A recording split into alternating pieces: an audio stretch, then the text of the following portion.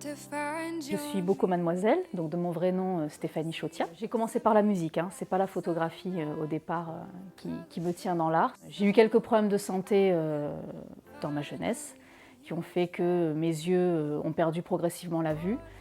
Ça a pris beaucoup d'ampleur début des années 2000 et j'ai dû délaisser la musique à cause de ça. J'ai quand même toujours gardé un lien avec l'art, que ce soit l'écriture, un petit peu de dessin, des choses comme ça.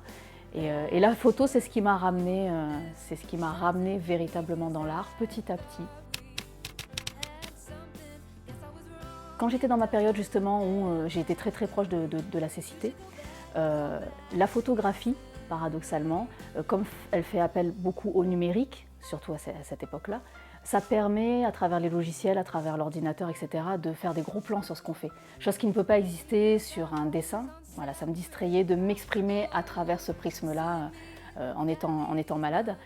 Et c'est vraiment depuis 2010 que j'ai pris le pas d'acheter un appareil, de voir ce que j'avais envie d'en faire, de commencer à explorer quel était mon langage avec ce médium-là.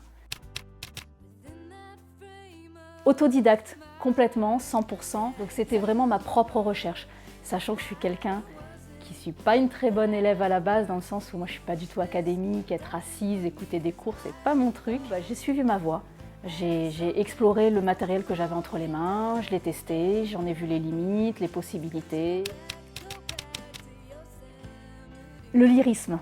Il y a toujours du lyrisme, il y a du lyrisme quand j'écris. La musique est un langage, l'écriture forcément, la photographie en est un autre, donc tout ça est lié. Il y a une sémantique qu'on va utiliser en musique qui va être présente aussi en fait, dans la photographie, dans l'écriture, le fait de déchiffrer ses émotions, le fait d'accorder les choses entre elles, tout ça c'est lié en fait, les langages techniques sont liés d'un art à l'autre.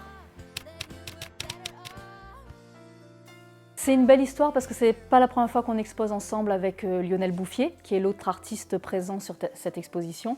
Il y a une vraie résonance en fait entre nos travaux.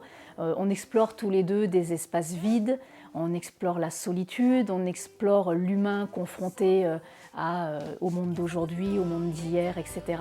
Donc c'est Lionel qui m'a invitée et tout ça se fait sous la houlette de Alain Jacquet et par le biais de Event Éphémère, qui œuvre bien à Nice depuis quelque temps, qui propose des expositions assez insolites dans des lieux où on ne s'attend pas à voir de l'art et à voir des gens venir voir des œuvres.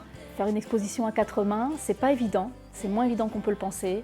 C'est pas juste un choix amical entre artistes, il faut vraiment que pour les personnes qui se présentent, il y ait une cohérence dans ce qu'elles voient. C'est un travail d'autoportrait. Donc cette série s'appelle Errance hypnagogique.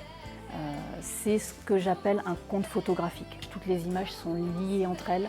On y voit la même femme sur toutes les photos, dans la même robe. Par contre, le personnage est différent à chaque fois. Mais elles sont toutes liées par une même histoire à la base. C'est un état d'hallucination, une phase de sommeil où il n'arrive pas à distinguer le rêve du réel. Le point de départ de cette série, c'est l'histoire d'un homme et d'une femme qui s'aiment à la folie. Et un matin, la femme se réveille et elle découvre l'amant décédé à ses côtés. Et sous l'effet du chagrin, elle-même, on le pense, décède et se multiplie en toutes ces entités qui peuplent tous ces tableaux en fait. On ne sait pas est-ce que c'est vrai ou supposé ce qui se passe, est-ce que c'est du cauchemar ou est-ce que c'est la réalité. D'où le fait que sur chaque photo, il y a la même femme dans la même tenue, mais toutes les photos portent un prénom différent et sont prises dans un lieu différent. Très spontané, très lié au dernier moment. On est aux antipodes de ce qui pourrait se faire dans du travail studio. Rien n'est calibré en amont. Tout se décide vraiment dans les lieux. C'est quand j'arrive sur place que je vois si vraiment je sens que j'ai envie de faire la photo. C'est quand j'arrive dans la pièce elle-même que je vois si les conditions sont réunies. Est-ce que la lumière à ce moment-là est bonne? Est-ce que le lieu n'a pas été dégradé depuis que moi-même je l'ai vu en photo? C'est le moment où je passe la robe, où j'ai le pied nu qui se pose au sol, que je sens que vraiment il y a une image qui se construit, une pose qui se dessine, une atmosphère qui, je l'espère, n'existe pas dans les précédentes photos, qui va naître. C'est tout un alignement d'étoiles qui fait qu'au final, la photo existe. C'est un festival qui est très important à Nice, qui est dédié aux femmes. même si les hommes peuvent y avoir tout à fait leur place. Et j'avais vraiment envie d'y participer avec cette série, parce que bon, évidemment, travail 100% féminin, fait par moi-même, mais Femmes en scène, ce n'est pas un festival photographique. Et je ne voulais pas proposer à Françoise Naon, qui est la directrice, une expo photo. Et j'y ai vu là l'occasion en fait, de présenter une autre matière, justement, un autre type de travail. Et comme je disais précédemment, avec chaque photo, j'ai écrit un texte. Et ces textes, j'ai difficilement l'occasion de les présenter. En exposition, c'est difficile de les mettre sur un format assez lisible, mais qui reste esthétique à côté d'une photo. Ça reste compliqué. Et j'y ai vu là l'occasion. En 2018, j'ai exposé chez l'artiste niçois Louis Dolé, donc à l'école d'art Orange Bleu, qui est son atelier. Il avait invité deux musiciennes, Muriel Aulne, qui est mezzo-soprano, et Emmanuelle Catelin, qui est une joueuse de viol de gambe, qui avait présenté Amorle Catendi, qui est un programme baroque. Et j'y ai vu immédiatement le lien. Ces textes qui sont sombres, qui ont une écriture qui se veut un petit peu dans un style ancien, et leur programme, c'est une occasion opportune de présenter ce travail-là. Elles ont dit oui immédiatement. Françoise Naon a adhéré à l'idée quasiment immédiatement aussi. Il sera l'occasion de mêler musique baroque, solo de viol de gambe et viol de gambe avec chant, et mes textes. Elle est présente, que je le veuille ou non. J'ai pas une féminité très revendiquée, mais que je le veuille ou non, c'est là. Parce qu'on s'aperçoit par le prisme de ce que nous en rendent les gens dans leurs commentaires, les mots sensualité, etc. reviennent. Donc on se rend compte que de toute façon, ça habite ce travail.